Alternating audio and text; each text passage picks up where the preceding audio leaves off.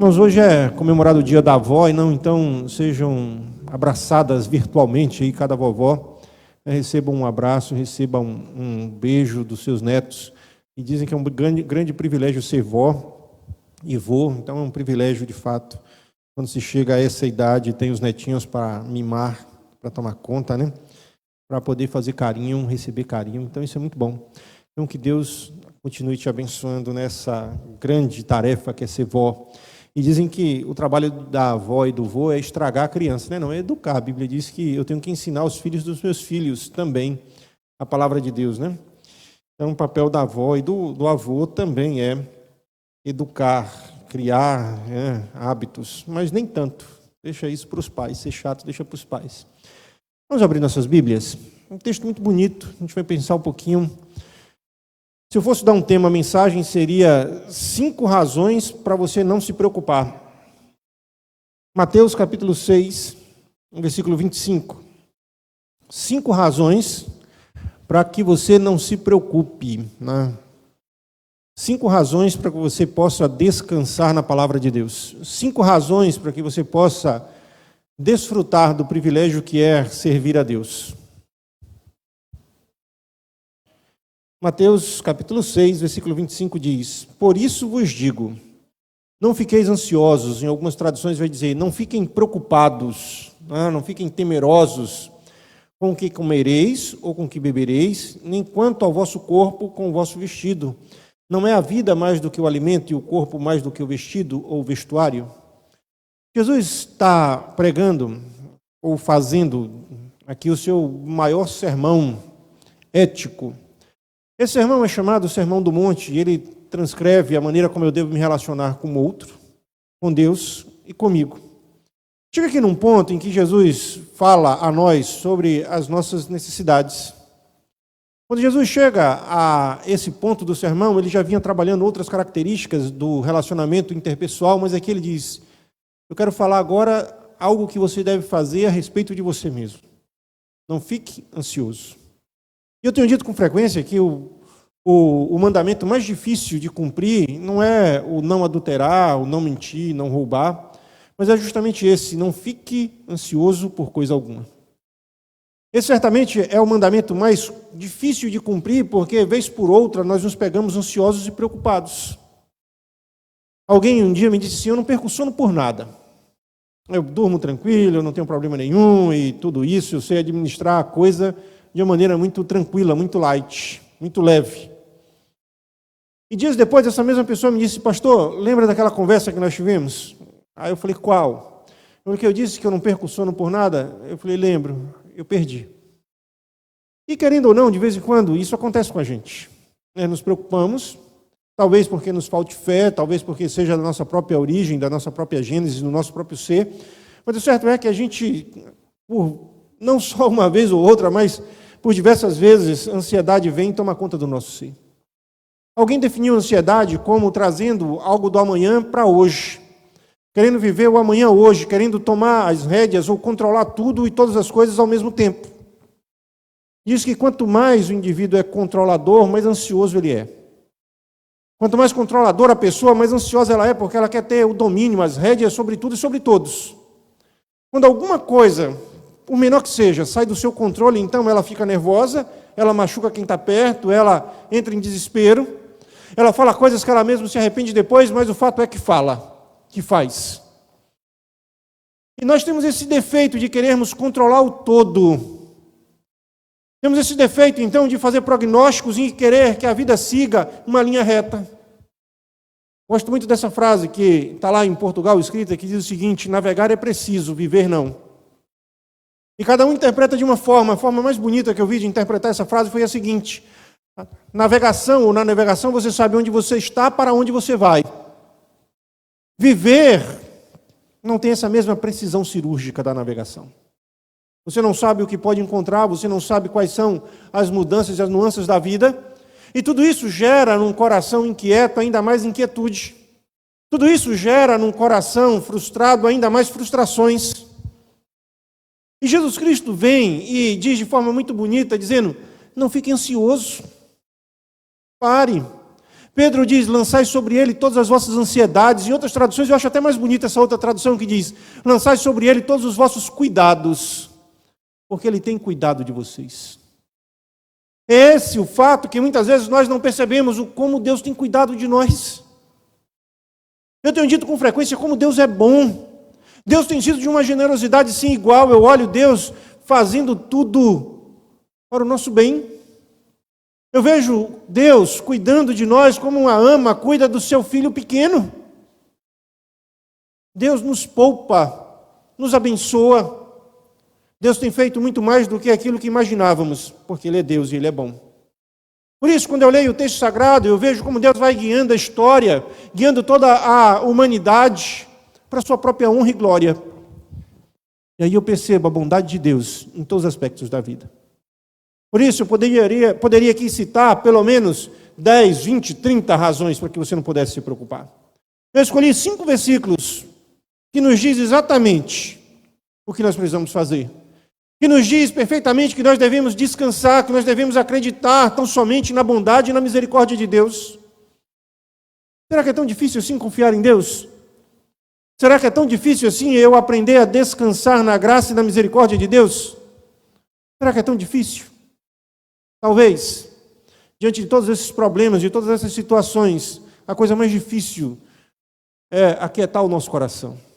A coisa mais difícil é saber que Deus está guiando a história, mesmo diante dessa pandemia, mesmo diante dessas situações das mais diversas e adversas possíveis. Por isso, o que Deus está dizendo a nós nessa noite é algo muito simples. Não andeis ansiosos. Não fiquem preocupados. Eu sei que talvez você tenha dito que tem um boleto para pagar amanhã, talvez você esteja preocupado com o seu emprego, talvez você esteja preocupado com o seu futuro daqui a alguns meses, mas Deus tem tudo em suas mãos. Olha o que ele diz. Romanos 8:32. Romanos 8:32. Aquele que nem mesmo o seu próprio filho poupou, antes o entregou por todos nós, como também não nos dará também com ele todas as coisas? É pela importância que Deus dá a você, que você não deve se render às preocupações que lhe roubam a paz. Somente isso. Eu poderia resumir dizendo, olha, você é importante para Deus. Você é muito importante para Deus. Aquele que não poupa o seu próprio filho, antes o entregou por todos nós, como também não nos dará com ele todas as outras coisas, com Cristo Jesus. Se você continuar lendo o texto de Mateus capítulo 6, você vai perceber que no final Jesus Cristo diz assim, e buscar em primeiro lugar o reino de Deus e a sua justiça, e estas coisas vos serão acrescentadas. E estas coisas vos serão acrescentadas. Imagine a importância que nós temos, o Senhor do universo, o que reina, o que governa o mundo, o que tem o mundo em suas mãos, o que faz o que deseja fazer, se importa comigo. Ele se importa comigo. Ele de fato tem amor por mim. Ele tem tudo isso. Por isso, nós somos importantes para Deus. Ainda que você não acredite nisso, ainda que você ache isso muito clichê, mas é o que a Bíblia diz, Deus se importa com seus filhos. Deus se importa com os seus. Deus supre os seus. Deus abençoa os seus. Deus livra, protege e abençoa. Olha como Deus é bom, não somente os seus, mas o sol nasce sobre bons e maus. A bondade de Deus é incomensurável. Segundo ponto, não há nada que você possa fazer para ajudar Deus a ser Deus. Muita gente quer ajudar Deus. Muita gente quer tomar o lugar de Deus. Muita gente deseja, de alguma forma, de alguma maneira, tirar a centralidade de Deus. Trabalha, pensa, executa, tem até um certo sucesso, mas continua sendo homem. Se o Senhor não der o crescimento, se o Senhor não fizer, ninguém é capaz de fazer. Capítulo 6 de Mateus, versículo 27 diz, qual de vós, por mais ansioso que esteja, pode acrescentar sequer uma hora à duração da sua vida? Uma pergunta interessante. Quem de vocês, por mais ansioso que esteja, pode acrescentar mais uma hora de duração à sua vida? Qual de nós pode fazer isso? Dinheiro não pode comprar isso. O homem mais rico do mundo não pode, de maneira nenhuma, acrescentar um pouco mais de vida aos seus anos. ou anos da sua vida? Não tem como. Não há. Então Jesus nos chama e faz uma pergunta até, sei lá, uma pergunta gerando uma hipérbole, né? Algo grande, um exagero, dizendo: quem de vocês pode, por mais ansioso que esteja, acrescentar um pouco de tempo mais à sua vida? Eu acredito o contrário, que a ansiedade tira um pouco de tempo da nossa vida. Vai nos matando lentamente, vai nos destruindo lentamente, vai nos tornando cada vez mais distantes do ideal de Deus para as nossas vidas, fazendo-nos cada vez mais distantes do próprio Deus. Aí Jesus nos chama e diz: e por que andais ansiosos quanto ao vestir? Olha os lírios do campo. Engraçado que ele pega Salomão, que era a referência, o homem mais rico, e diz o seguinte: nem Salomão, com toda a sua glória, se vestiu como um deles, que hoje existe e amanhã é lançado no forno. E muitas vezes nós queremos tomar das mãos de Deus o controle das nossas vidas.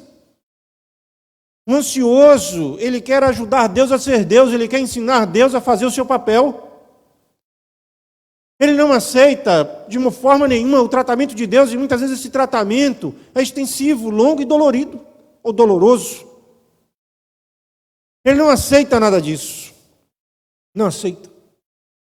E muitas vezes, quando nós queremos tomar o lugar de Deus, quando nós antecipamos algumas situações, nós sofremos as consequências disso. O caso mais claro disso tudo é Sara, esposa de Abraão. Ela quis então ajudar Deus a cumprir a sua promessa, e olha no que deu. Olha, tudo isso que a gente vive hoje no Oriente Médio, essa guerra religiosa, tantas vertentes, surge a partir dali, daquele momento, daquela história. E muitas vezes, quando nós estamos tão ansiosos e queremos tomar o lugar de Deus em nossas vidas, nós sofremos as consequências disso. Nós sofremos as consequências porque nós queremos antecipar, nós queremos que as coisas se tornem semelhantes a nós, nós queremos que Deus, então, tome uma atitude que seja em conformidade com o nosso tempo. Por isso, não há nada que você possa fazer para ajudar Deus a ser Deus.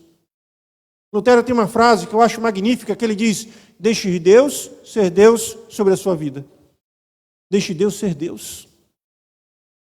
Não se debata. Paulo diz: dura coisa se debater entre espinhos, e muitas vezes nós estamos nos debatendo entre espinhos, muitas vezes nós estamos lutando contra a vontade de Deus, muitas vezes nós somos contrários a isso e só nos machucamos. Só isso. Já que nós estamos no dia da avó e do avô, vou dar um exemplo muito simples. Você leva seu netinho para tomar vacina, e a vacina é de agulha. Aí o netinho entra em desespero, você segura com força, vem uma enfermeira, segura com força também o menino, mas o menino é terrível, é forte, não sabe de onde tirou tanta força. Aí vem mais um, segura e aplica uma vacina. Ele sofre muito mais dores pela forma como foi aplicada a vacina do que a vacina propriamente dita. E assim somos nós. Nós nos debatemos tanto, e Deus de vez em quando só nos segura para que possamos então receber aquilo que precisamos no momento certo. Por que será que é tão difícil a gente descansar na palavra de Deus quando Ele diz: aquietai-vos? Por que será que é tão difícil descansarmos na palavra do Senhor quando Ele diz que Ele cuida de nós? Ele diz que até os nossos fios de cabelo estão contados. Ele tem o controle de tudo em suas mãos, Ele é Deus sobre tudo e sobre todos. O melhor de tudo é que Deus é o nosso pastor. Essa é a terceira razão para você não se preocupar. Eu brinco com o pastor Salvador, e ele é meu pastor, e eu digo assim: o Senhor é meu pastor, e muitas coisas me faltarão. Mas quando Deus é o seu pastor, de nada você sente falta. Quando nós temos pastores humanos, ele sempre vai deixar a desejar numa ou noutra área da vida. Ninguém pode suprir todas as áreas, ninguém vai de maneira tão perfeita assumir todas as áreas da vida do outro, mas Deus pode. Olha o que Jesus diz em Lucas, capítulo 12, versículo 32. Isso ele falando a questão da ansiedade. Olha para Lucas, capítulo 12. Lucas, capítulo 12, versículo 32.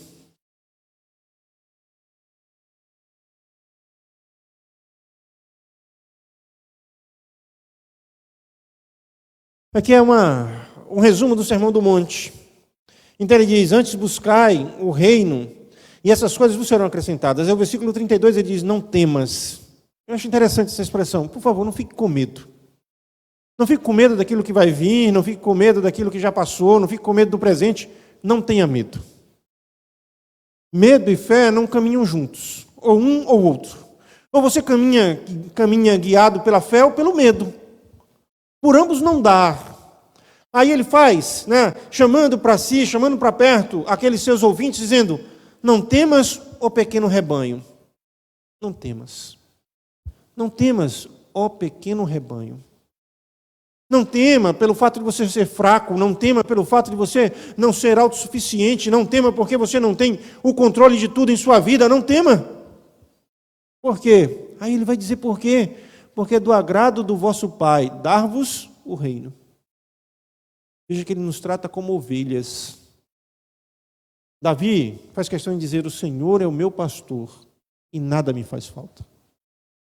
O Senhor, por si só, Ele satisfaz a minha alma. O Senhor, por si só, satisfaz o meu ser. O Senhor conhece os recantos do meu ser.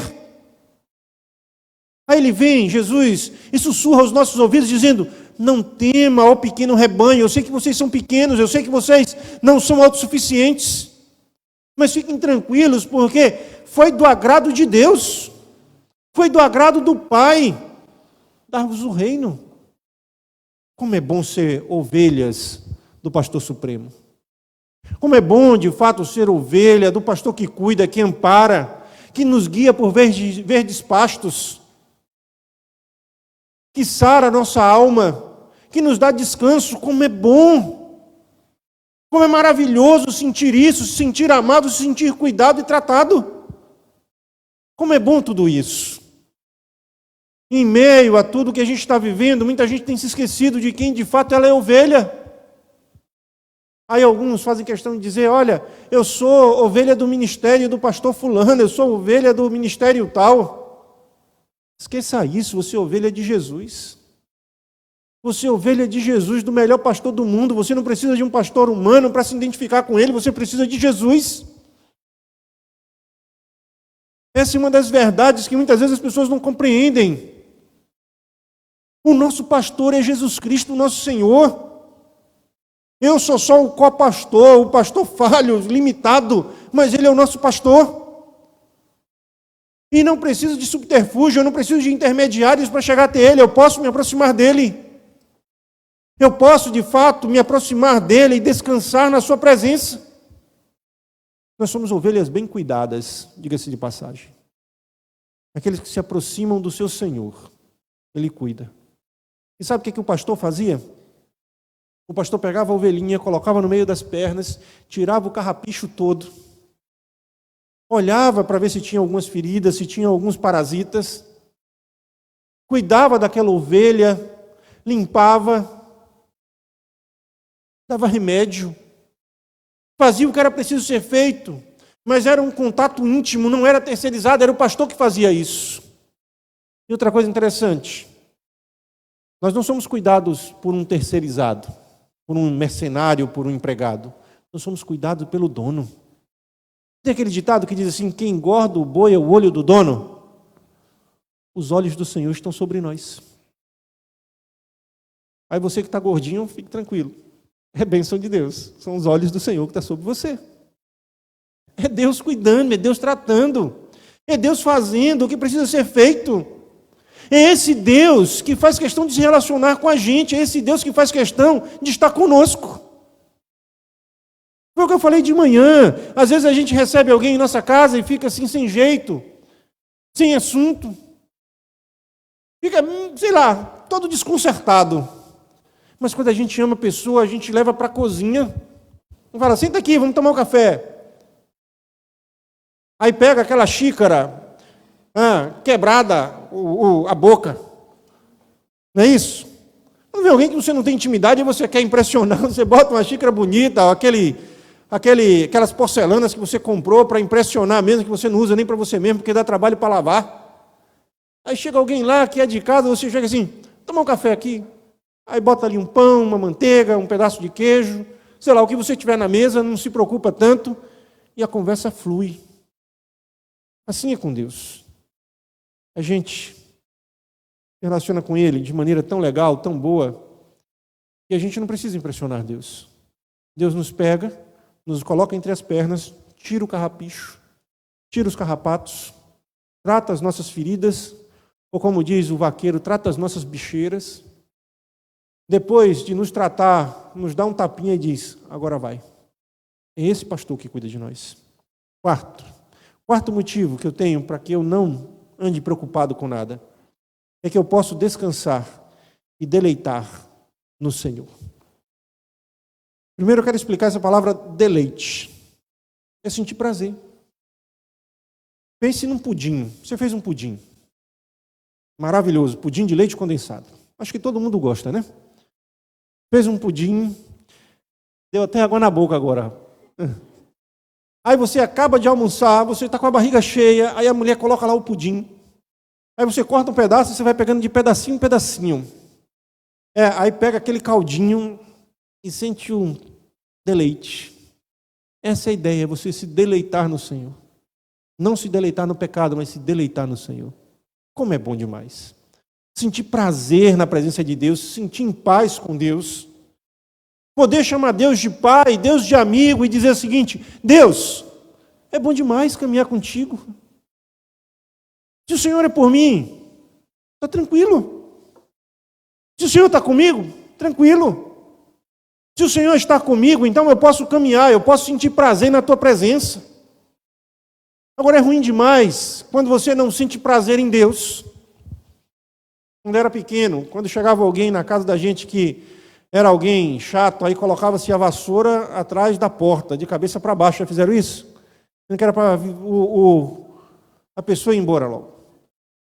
Mas quando era uma pessoa que a gente gostava, nós sentava ali para conversar e a gente ficava feliz porque trazia as outras crianças, aí os pais ficavam ali conversando na porta, aí faziam um café, um trazia uma bolacha, outros traziam uma fruta, a gente ficava brincando de correr até 9 horas da noite, que para a gente era muito tarde essa hora, 9 horas. Ficava correndo para lá e para cá, daqui a pouco a mãe gritava, vem dormir, menino. E a gente deixa mais um pouquinho, mãe, aí ficava feliz que a visita estava ali, vai lavar o pé para dormir, aí a gente suado, lavava o pé e ia dormir. Mas dormia feliz da vida, porque a gente ficava ali, todo mundo. Isso é sentir prazer na presença de Deus, é deleitar com os ensinamentos do Senhor.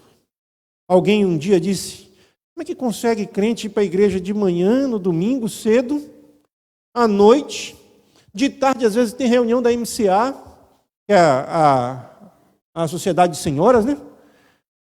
No sábado às vezes tem culto, na semana tem culto, como é que consegue tudo isso?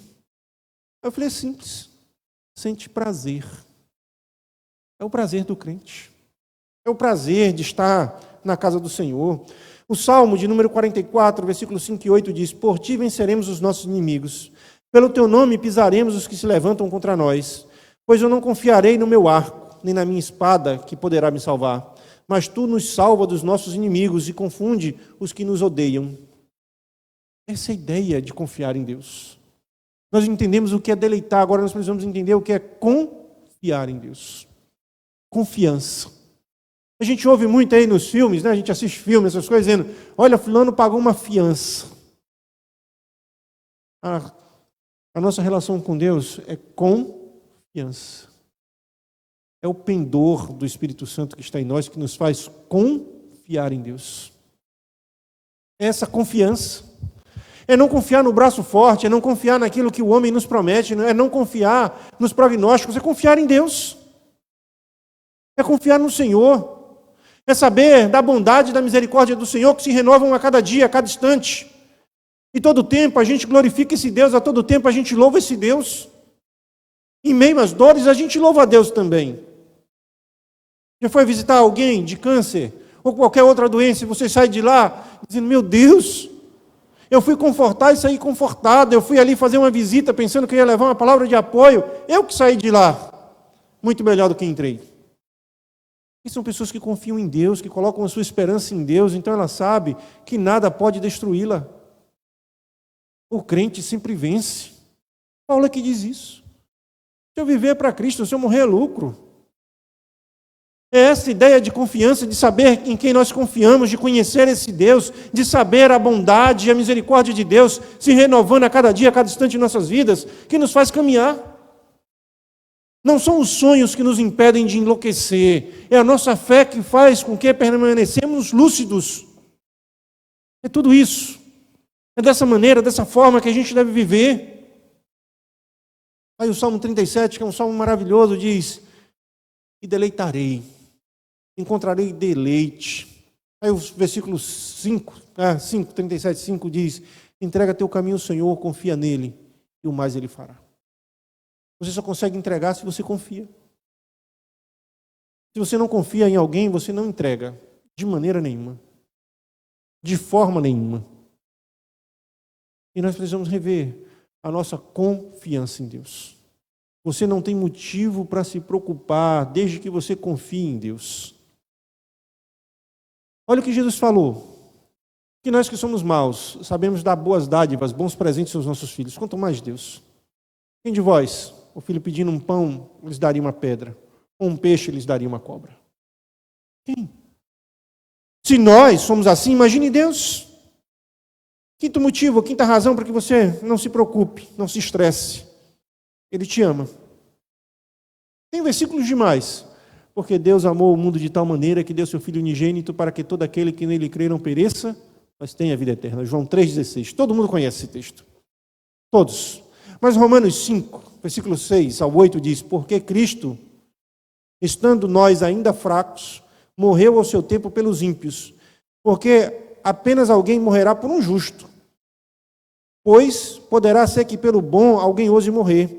Mas Deus prova o seu amor para conosco, em que Cristo morreu por nós, sendo nós ainda pecadores. O que Paulo está dizendo é algo muito simples. Ele está dizendo o seguinte: por alguém bom, talvez alguém morra. Tem uma pessoa maravilhosa que faz o bem, uma pessoa que tem um trabalho fantástico, está morrendo ali, alguém diz: não, eu morreria no lugar dele. Porque ele é uma pessoa que faz a diferença no mundo. Por alguém assim, talvez outro se coloque à disposição. Mas imagine o pior de todos os pecadores, o pior de todos os criminosos. Alguém vai dizer: por esse eu vou morrer? Não. Mas Jesus Cristo morreu por nós, sendo nós ainda pecadores.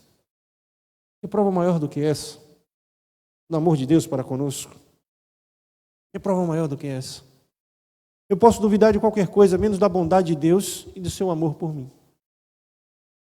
Olha para a sua vida agora, pense um pouquinho na sua vida, pense, olhe para trás. Veja como Deus foi construindo, como Deus foi fazendo, como Deus foi te poupando, como Deus foi te abençoando, dia após dia. Isso é amor. Isso é o Senhor tocando em nossos corações, o seu amor é derramado em nós, o seu amor é derramado em nossas vidas. O seu amor é derramado em nossas vidas de maneira que eu possa então contemplar a beleza da sua santidade. Deus não salvaria um povo, não tornaria esse povo uma nação, não tornaria essa nação uma nação consagrada a Ele para depois dispensar.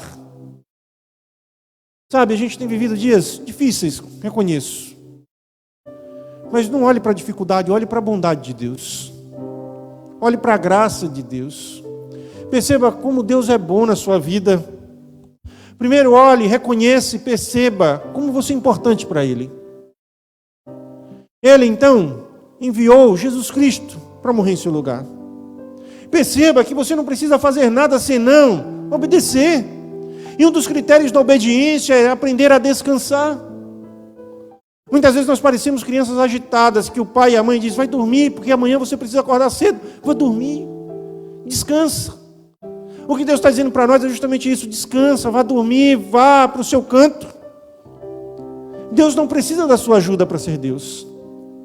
Deus não precisa da sua ajuda para cumprir a sua vontade.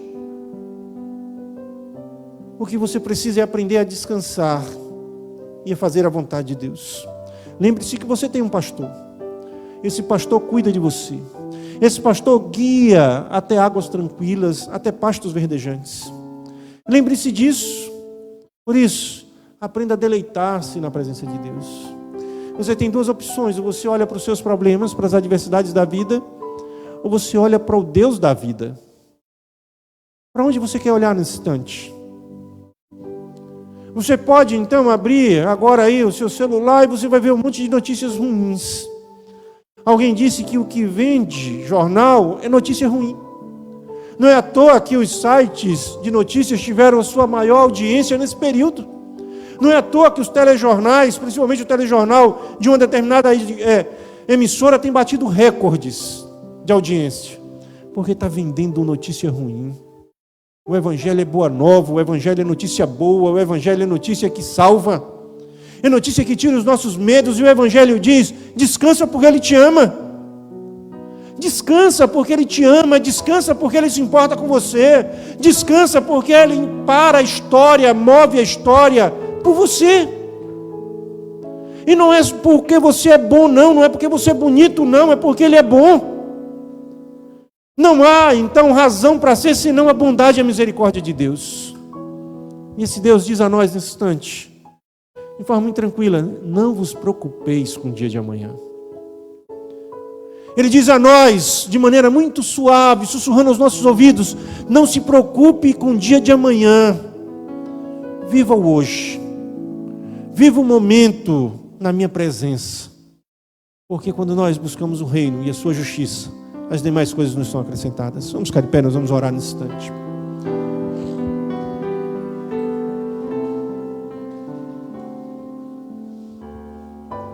Pai, tira as nossas preocupações, ansiedades, porque muitas vezes as nossas preocupações e ansiedades não nos permitem contemplar a beleza da Tua santidade. As nossas preocupações e ansiedades não nos permitem ver a Tua bondade para as nossas vidas. E como o Senhor tem sido bom, generoso e maravilhoso. Como o Senhor tem sido generoso conosco. Pai, abre os nossos olhos para que possamos contemplar, Senhor Deus, as obras das Tuas mãos. Abre os nossos olhos, Senhor Deus, para que possamos perceber que maior é quem está conosco do que aqueles que estão contra nós. Abre os nossos olhos, Senhor Deus, para que possamos ver as bênçãos vindo das Tuas mãos para os Teus filhos e Teus servos. Reafirma, Senhor Deus, em nossos corações, através do Teu Santo Espírito, o amor que Tu sentes por nós. Pai, não permita que a dúvida tome conta, não permita que nada venha a ser diferente, senão o nosso desejo de te servir e de nos aquietar em Tua presença. Pai, derrama Tua graça e Teu favor. Abençoa Teu povo aqui neste lugar, livrando-nos de toda ansiedade e de todas as preocupações. Em nome de Jesus. Amém. Amém. Que Deus te abençoe.